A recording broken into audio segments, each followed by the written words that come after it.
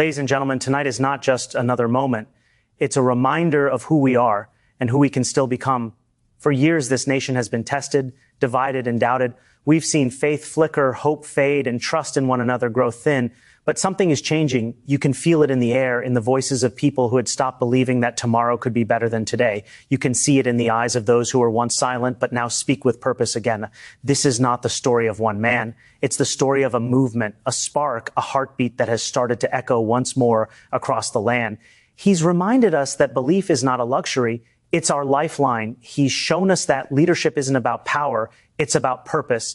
And he's proving every single day that when Americans start to believe again, truly, fiercely, fearlessly, there is no force on earth that can hold them back. So tonight, I want you to listen, not just with your ears, but with your heart, because this isn't just a speech. It's a reflection of a nation awakening. It's a call to every citizen who still carries a spark of hope inside them. Stay with me till the end, because by the time we finish, you'll understand one truth. Belief is not something we lost. It's something we're taking back. This is the sound of faith returning. This is the story of how he's making Americans believe again. Restoration of faith. That's the heart of the first keynote. It's not just about belief in a man or even in a movement. It's about the rediscovery of something sacred that lives deep in the American spirit. The faith that built this nation in the first place. For a long time, that faith had been fading. People stopped trusting institutions, stopped believing their voices mattered, stopped thinking that honesty and courage could still win in the arena of power. America became a land of skepticism where hope was treated like a fragile relic instead of a living force. But now, through his words, his actions, and his defiance, he has stirred that faith back to life, not by commanding it, but by reflecting it back to the people who had almost forgotten it was theirs to begin with. Restoration of faith begins when people see truth in motion, not perfection, not purity, but raw truth, unfiltered, walking among them. For years, Americans were told what to believe by polished figures and pre-written promises. They were given speeches, but no sincerity, slogans, but no soul. And slowly, they began to believe in nothing. Then came someone who didn't speak like them, yet somehow spoke for them. His flaws didn't weaken his message. They made it human. His victories didn't separate him. They reminded people that perseverance can still break through walls built by doubt. The restoration of faith is not just political, it's spiritual, emotional, deeply human. It's when a person looks in the mirror and says, maybe this country isn't done yet, maybe we still have a chance. Faith, once lost, cannot be demanded. It must be earned, and it's being earned again in the way people gather, the way they talk, the way they look at the flag, and see not just a symbol, but a promise. This man's journey became a mirror for millions. Every time he fell and stood back up, people remembered that America itself was built on standing up. From the ashes of wars, from the ruins of division, from the doubts of every generation. It's that echo of resilience that's making Americans believe again. They're not just believing in him, they're believing in themselves, in their power to shape what comes next. The restoration of faith is also the revival of pride, not the blind kind that boasts, but the quiet kind that builds. When faith returns, people work harder, love deeper, and expect more of each other. They see their neighbor not as an opponent, but as a partner in the unfinished experiment called America. They begin to remember that democracy isn't a system that runs on its own. It breathes through belief that effort matters, that integrity still counts, that the truth can still win when enough people care to defend it. That belief had been dying, but now it's being whispered again in classrooms, shouted in rallies, and felt in homes where hope used to be silent. Faith, when restored, doesn't erase fear. It teaches people to walk through it. It gives courage to those who had grown numb. It turns uncertainty into energy. It reminds a nation that light doesn't return in an instant. It rises slowly over a landscape of hearts learning to open again. That's what's happening now. A quiet revolution of faith.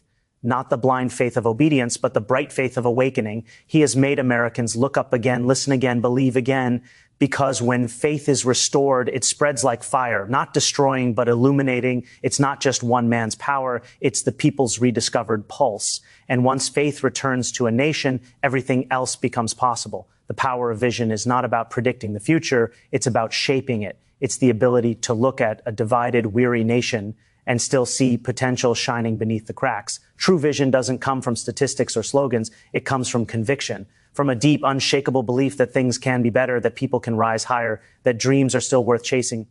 That's what this moment represents. One man dared to look at a country that had forgotten its own reflection and reminded of who it was meant to be. He didn't just describe what America could become. He made people see it, feel it, and most importantly, Believe it. That's the power of vision, to take the unseen and make it real in the hearts of millions. For years, America had leaders who managed problems, not dreams. They spoke in the language of caution, not courage. But vision is a rebellion against limitation. It says, we are not finished.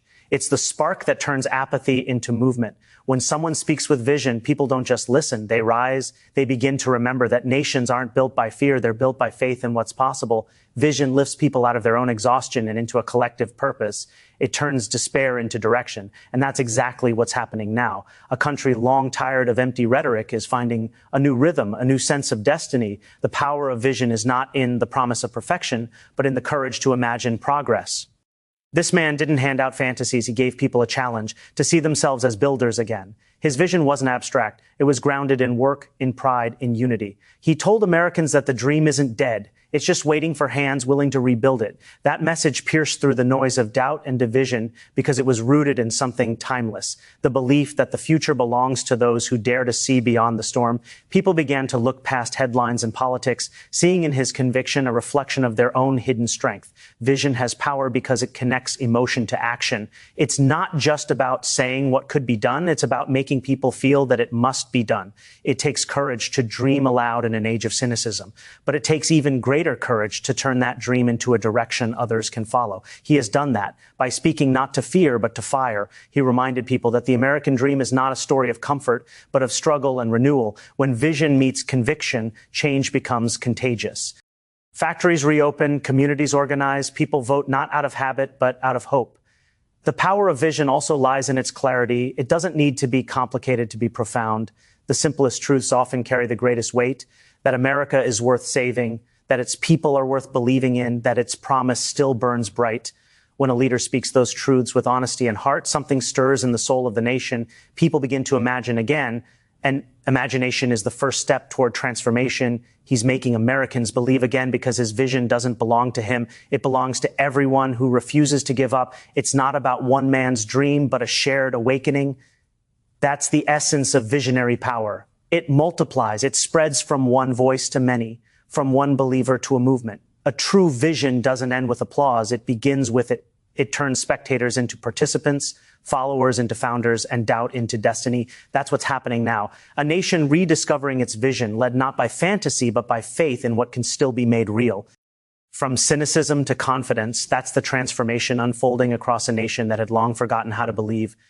Cynicism had become the easy refuge, the quiet armor people wore to shield themselves from disappointment. After years of broken promises, corruption, and hollow words, Americans stopped expecting honesty from leaders, progress from politics, or unity from neighbors.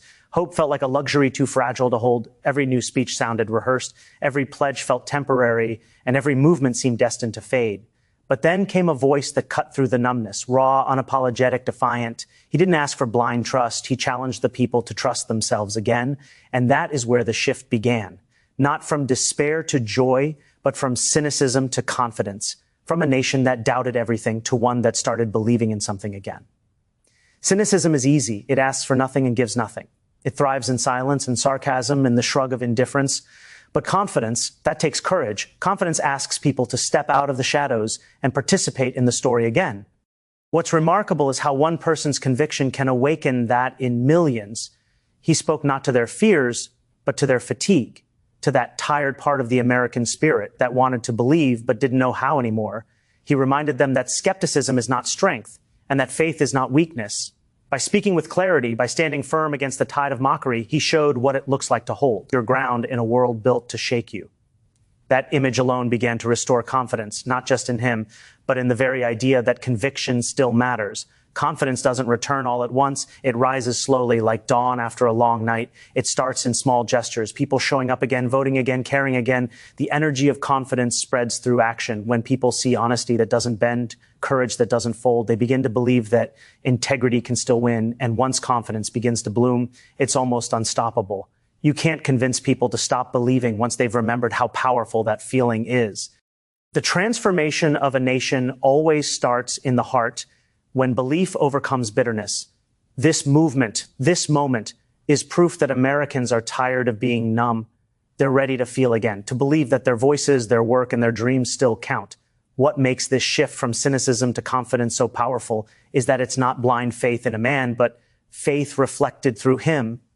He became the spark, but the fire belongs to the people. Every time he stands firm under pressure, they remember that strength isn't about shouting louder. It's about standing longer. Confidence, once awakened, changes how a nation moves. It alters how people talk about their future, how they see their children's possibilities, how they treat one another. It rebuilds not just hope, but pride, the kind of pride that says we're still here, we still matter, we still believe. For too long, Americans were told to be realistic, to settle for less, to lower their expectations.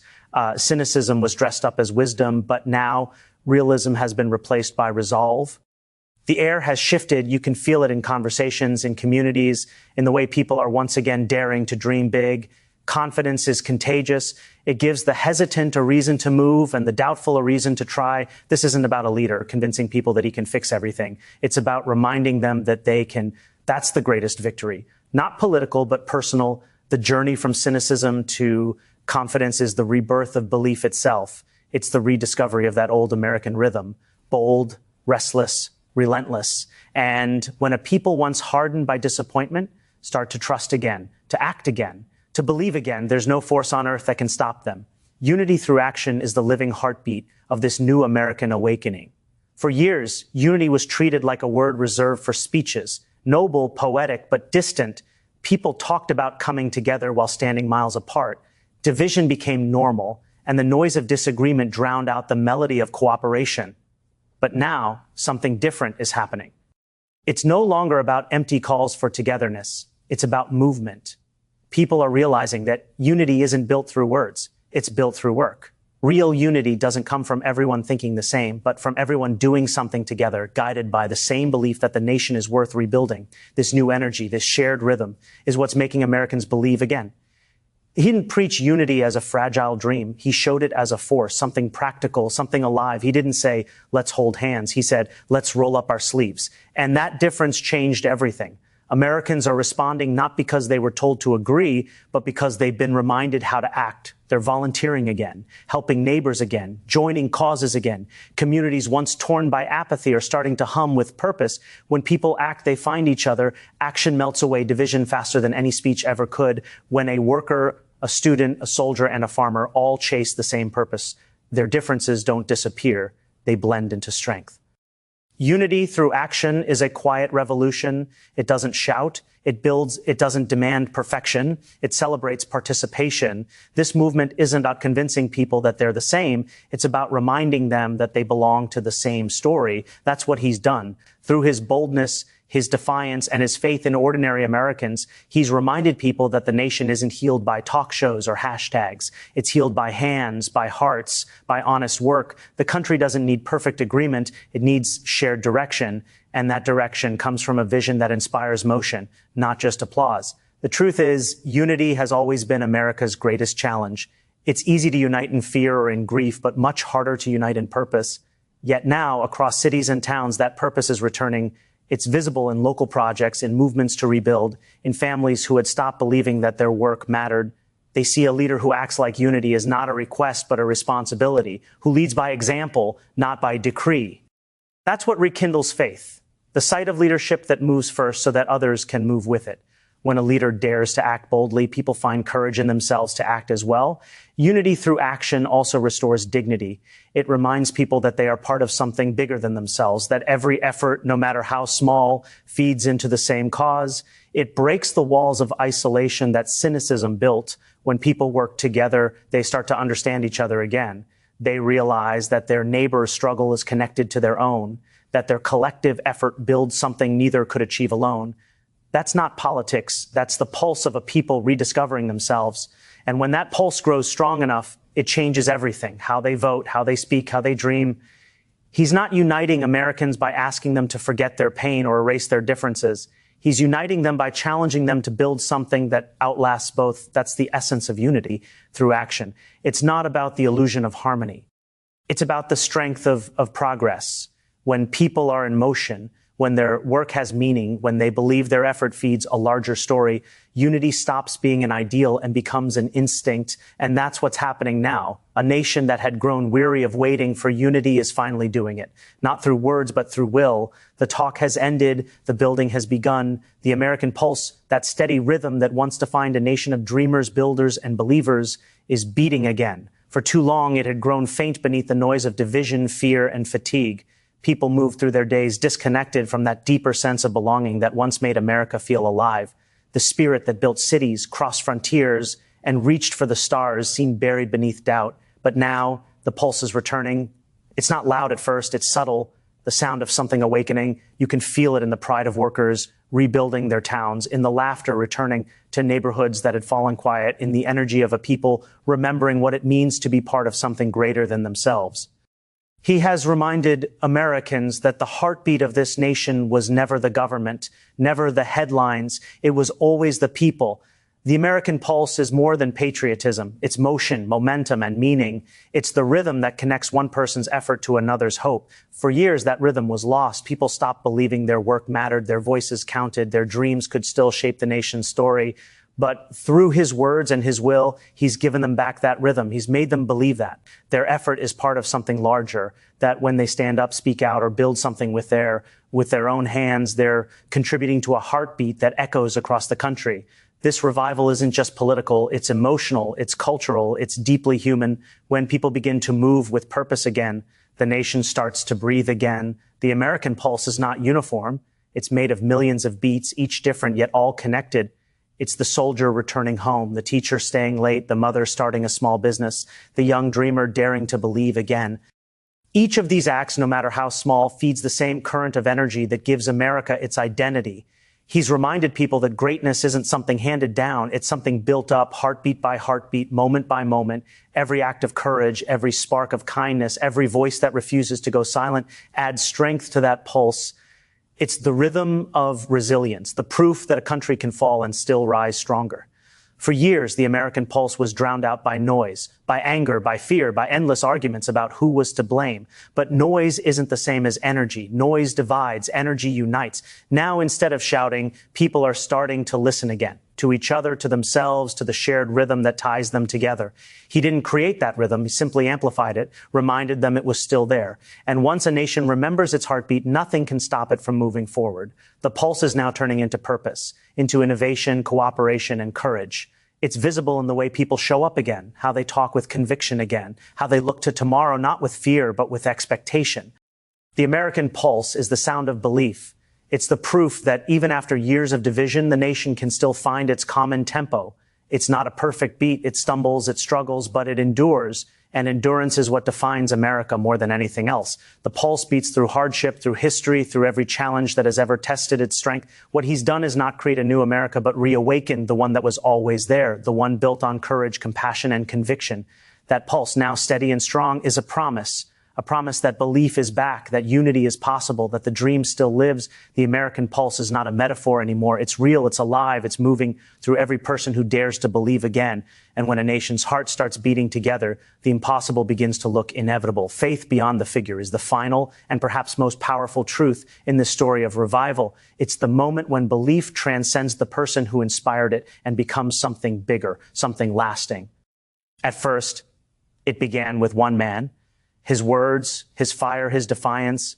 People rallied behind him, drawn by his conviction and courage. They believed in his promise, his vision, his strength. But over time, something deeper began to take root.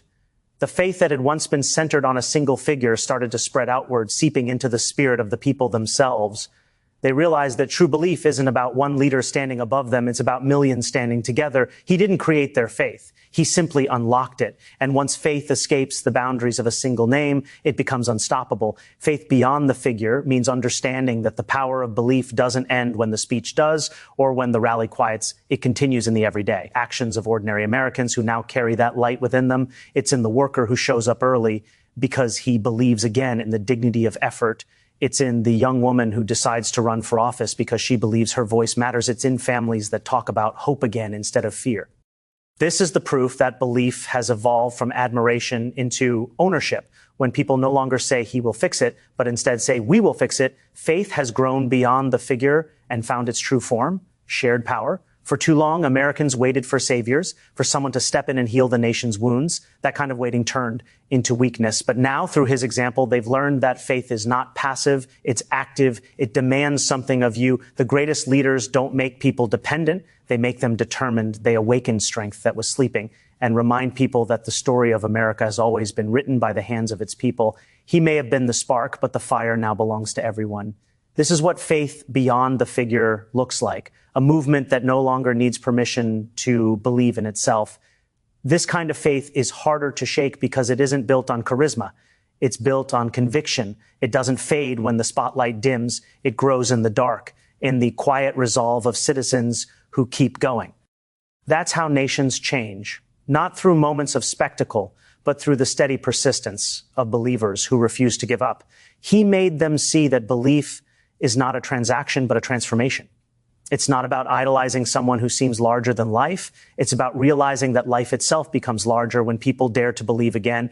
When faith transfers from one man to many hearts, it no longer depends on politics. It becomes culture. Faith beyond the figure also means freedom. Freedom from dependency, from despair, from the old idea that only the powerful can create change. This new faith gives ownership back to the people. It turns admiration into action, hope into habit. It's not about waiting for leadership. It's about becoming it. That's the quiet revolution taking shape. Millions of Americans realizing they are the pulse, they are the movement, they are the belief they once sought in someone else. He's making Americans believe again, yes, but the greatest thing he's done is teach them that belief doesn't belong to him. It belongs to them. He's shown them that faith isn't meant to be contained in one man's journey, but carried forward in the hearts of millions. And now that faith moves like a river, no longer tied to one source, but flowing freely, endlessly, reshaping the land as it goes. That's the legacy of true leadership. To awaken belief so powerful, it no longer needs a name to sustain it. And so, as we reach the end of this story, a story not of one man, but of one nation rising again, we see what it truly means when we say he's making Americans believe again. It was never just about speeches or promises. It was about rediscovering the power that lives in the heart of every citizen. It was about turning doubt into direction, division into determination, and fear into faith, from the restoration of belief to the rebirth of confidence, from the quiet pulse of unity to the thunder of collective purpose. This has been a journey of awakening, a reminder that America's greatest strength has never been its wealth or its weapons, but its will, the will of its people to believe, to build, to begin again. He has reminded us that belief is not borrowed. It's born within. It's the courage to hope when hope feels heavy, to keep going when the path grows hard, and to stand tall when the world says, sit down. The faith we have today does not belong to one man. It belongs to every hand that works, every voice that speaks, every dream that dares to grow. That is what belief looks like when it matures. It's not blind, it's brave, it's not loud, it's lasting. And once a nation remembers how to believe, there is no power strong enough to silence it again. So let this be our promise, to keep that faith alive, to carry it forward, to let it guide us through the storms ahead. Let us build, not just for ourselves, but for the generations who will inherit this renewed America, an America that believes once more in its purpose, its people, and its endless possibility. Thank you for believing. Thank you for standing. Thank you for reminding the world that the American spirit doesn't fade. It reignites. And to every dreamer, every worker, every believer listening tonight, good luck, stay strong, and never forget. The power to shape tomorrow has always been in your hands.